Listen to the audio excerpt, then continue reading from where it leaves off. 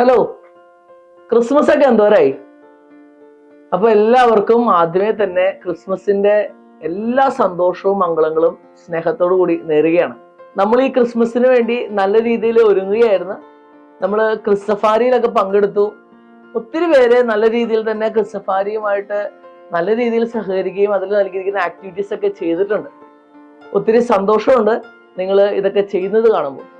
പ്രത്യേകമായിട്ട് ക്രിസ്സഫാരിയിൽ പങ്കെടുത്ത എല്ലാ കുട്ടികൾക്കും വളരെ നല്ല രീതിയിൽ അഭിനന്ദനങ്ങൾ നേരുകയാണ്, ആശംസകൾ നേരുകയാണ്. നമ്മൾ ക്രിസ്മസിനോട് അടുക്കാണ്. ഈശോ നമ്മുടെ ഉള്ളിൽ ജനിക്കാൻ വേണ്ടിയാണ്, അല്ലെങ്കിൽ അതിനെ സഹായിക്കാൻ വേണ്ടിയാണ് ഈ ക്രിസ്സഫാരിയും ക്രിസ്മസ് കഥകളും ഒക്കെ നിങ്ങൾക്ക് നൽകിയിരുന്നത്. വിശുദ്ധ മത്തായിയുടെ സുവിശേഷം 1-ാം അധ്യായം 18 മുതൽ 25 വരെയുള്ള വാചകങ്ങളാണ് നമ്മൾ ഈ ഞായറാഴ്ച വായിക്കുന്നത്.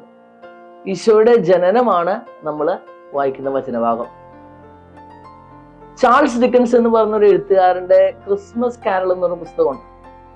ഈ പുസ്തകത്തിൽ നമ്മൾ കാണുക എബിനേസർ സ്ക്രൂജ് എന്ന് പറയുന്ന ഒരു മനുഷ്യന്റെ ജീവിതവും ആ മനുഷ്യന്റെ ജീവിതത്തിൽ ഒരു ക്രിസ്മസ് തലേ രാത്രിയിൽ ഉണ്ടായ സംഭവങ്ങളാണ്. അപ്പോ ഈ ക്രിസ്മസ് തലേ രാത്രിയിൽ വളരെ കർക്കശക്കാരനായിട്ടുള്ള, ആരുമായിട്ടും വലിയ ബന്ധമൊന്നുമില്ലാതെ വളരെ തീർത്തും ഒറ്റപ്പെട്ട് ജീവിക്കുന്ന മനുഷ്യനാണ് ഈ എബിനേസർ സ്ക്രൂജ് എന്ന് പറയുന്ന വ്യക്തി. അയാൾക്ക് ആരോടും വലിയ സ്നേഹമൊന്നുമില്ല, പണത്തിന് വേണ്ടി മാത്രമാണ് ഇദ്ദേഹം ജീവിക്കുന്നത്. അങ്ങനെ ഒരു ക്രിസ്മസ് രാത്രിയിൽ ഒരു ദൂതൻ അദ്ദേഹത്തിന്റെ മുമ്പിലേക്ക് കടന്നു വരികയും അദ്ദേഹത്തിന്റെ ജീവിതത്തിന്റെ ഭൂതകാലവും അദ്ദേഹത്തിന്റെ ജീവിതത്തിലെ ഇന്നിന്റെ ചില അവസ്ഥകളും അതേപോലെ അദ്ദേഹത്തിന്റെ ജീവിതത്തിൽ ഇനി സംഭവിക്കാൻ പോകുന്ന കാര്യങ്ങളെ കുറിച്ചുമൊക്കെ ഒരു ചെറിയ ഒരു ദർശനം അദ്ദേഹത്തിന് നൽകുകയാണ്. അതിൽ ഏറ്റവും ഭയാനകമായത് അദ്ദേഹത്തിന്റെ ജീവിതത്തിൽ ഇനി നടക്കാൻ പോകുന്ന ഭാവിയെ കുറിച്ചുണ്ടായ ദർശനമാണ്. അതിങ്ങനെയാണ്, അദ്ദേഹത്തിന്റെ മരണമാണ് അവിടെ കാണിക്കുക.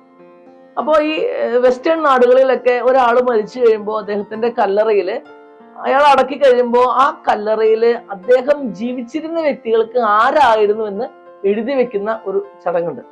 അപ്പോ ഒരു നല്ല അപ്പച്ചനായിരുന്നുവെന്നോ നല്ല സുഹൃത്തായിരുന്നുവെന്നോ അങ്ങനെ എന്തെങ്കിലുമൊക്കെ എഴുതി വെക്കും. പക്ഷെ ഈ എബിനേസർ മരിച്ചപ്പോ ആരും തന്നെ അധികം പേരില്ല. ഒന്നാമത് അദ്ദേഹത്തിന്റെ മൃതസംസ്കാര ചടങ്ങിന് വളരെ കുറച്ചു പേരേ ഉള്ളൂ. പക്ഷെ ആർക്കും തന്നെ ഇത് എന്ത് എഴുതി വെക്കണമെന്ന് അറിയില്ല. കാരണം ആർക്കും ഈ മനുഷ്യനെ പിടികിട്ടിയിട്ടില്ല. ആർക്കും ഒട്ടും അപ്രോച്ചബിൾ അല്ലാതെ, അല്ലെങ്കിൽ ആർക്കും ഒട്ടും അടുക്കാൻ പറ്റാത്ത വണ്ണം ഈ മനുഷ്യൻ തന്നെ വല്ലാണ്ട് അടച്ചിട്ട് ജീവിച്ചൊരു മനുഷ്യനാണ്. അതുകൊണ്ട് ആർക്കും ഒന്നും അറിയില്ല. പെട്ടെന്ന് പള്ളിയിലെ വികാരിച്ചൻ ആ കല്ലറയിൽ ഇങ്ങനെ എഴുതി വെച്ചു: റിട്ടേൺഡ് അൺഓപ്പൺഡ്, തുറക്കപ്പെടാതെ മടങ്ങിപ്പോയ മനുഷ്യൻ. സ്നേഹമുള്ളവരെ, ഇന്നത്തെ വചനഭാഗത്തിലൂടെ കടന്നു പോകുമ്പോൾ ചിലപ്പോഴൊക്കെ നമ്മൾ ഇതൊന്നും ചിന്തിക്കുന്നത് നല്ലതാണ്. ഞാൻ പലപ്പോഴും ചിന്തിച്ചിട്ടുണ്ട്, അല്ലെങ്കിൽ നമ്മൾ ഒക്കെ എല്ലാവരും ചിന്തിച്ചിട്ടുണ്ടാവും, യേശു എന്തിനാണ് ഈ ബെത്ലഹേമില് ഒരു കാലിത്തൊഴുത്തിൽ ജനിച്ചത്? യേശുവിനെ വേണമെങ്കിൽ വേറെ കുറെ ഓപ്ഷൻസ് ദൈവത്തിന് നൽകായിരുന്നല്ലോ.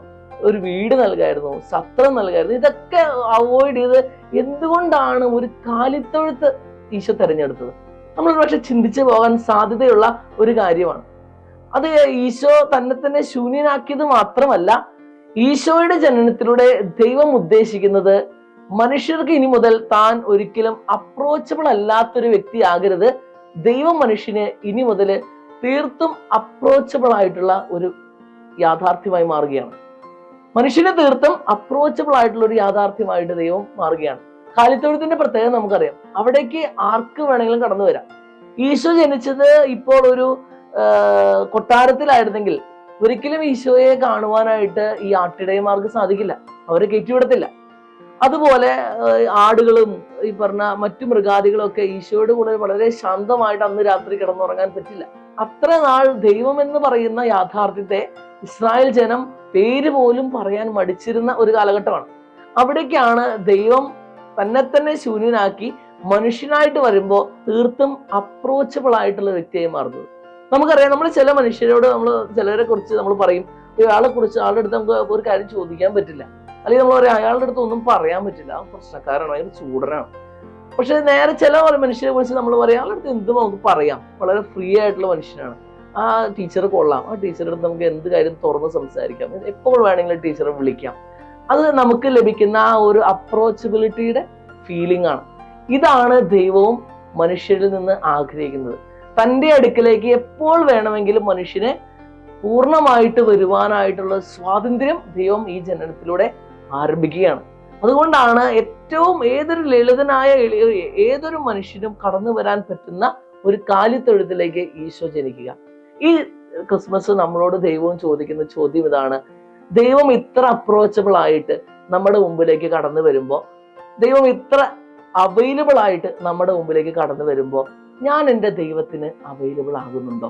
നമ്മൾ സ്റ്റാർ നോക്കുന്നുണ്ട്, ക്രിബ് ഉണ്ടാക്കുന്നുണ്ട്, മറ്റു പല ആഘോഷങ്ങളും ക്രിസ്മസിനോടനുബന്ധമായിട്ട് നമ്മൾ നടത്തുന്നുണ്ട്. പക്ഷെ ഇതൊക്കെ ഉണ്ടായെങ്കിലും ഞാൻ എൻ്റെ ദൈവത്തിന് അപ്രോച്ചബിൾ ആയിട്ടുള്ള വ്യക്തിയായിട്ട് മാറുന്നുണ്ടോ?